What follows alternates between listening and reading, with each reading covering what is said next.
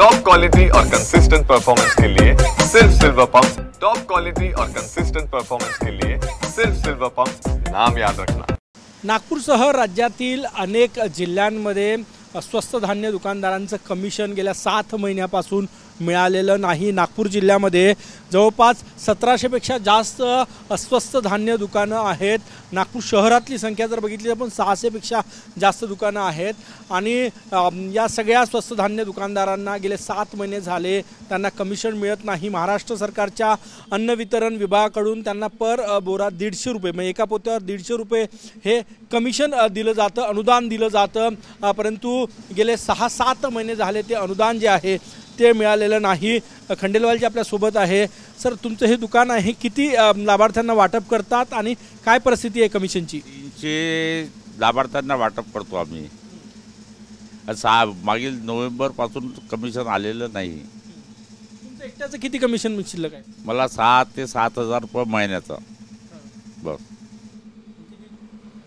माझे तर कमी कार्ड आहे ना। हां, 40-50 हजार तुमचे एकट्याचे आहे? हो, सगळ्यांचेच नाही मिळाले? सगळ्यांचेच नाही मिळाले, बहुत जणांचे नाही मिळाले, बहुत लोकांचे 3 महिन्याचे भेटले आहे, पण अधिकतर लोकांचे आलेच नाही आहे 7 महिने। गुड्डू अग्रवाल जी आपल्या सोबत आहे।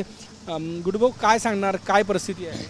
पिछले 7 महीने से राज्य सरकार ने दुकानदारों को कमीशन दिया नहीं है, जिससे दुकान चलाना, घर चलाना बहुत कठिन हो गया है। इसलिए हमने बारंबार सरकार को पत्र दिया कि सरकार बोलती है कि अभी जोशा जी में आ जाएगा, जोशा जी में आ जाएगा, लेकिन ऐसे कैसे 7 महीने हो गए और सरकार की योजना अभी जैसे 3 महीने का माल एक साथ बांटने के लिए बोला, तो 3 महीने का माल भी हमने एक साथ बांटा, लेकिन अभी तक के शासन ने हमारा कमीशन मंजूर नहीं किया। तो हम घर कैसे चलाए, बच्चों की स्कूल खुल गई है, बच्चों की फीस कैसे भरे, ये सब तकलीफ चालू है। तो हमारी राज्य सरकार से मांग है कि जल्द से जल्द हमारा कमीशन हमको दिया जाए।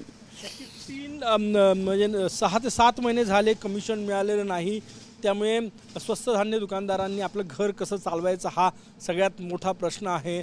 पैसे नाही, निधी नाही, म्हणून कमिशन दिलं जात नाही अशी कारणं सांगितल्या जात असल्याचं हे स्वस्त धान्य दुकानदार सांगतात। कॅमेरामॅन सचिन सयामसह गजानन उमाटे, TV9 मराठी, नागपूर।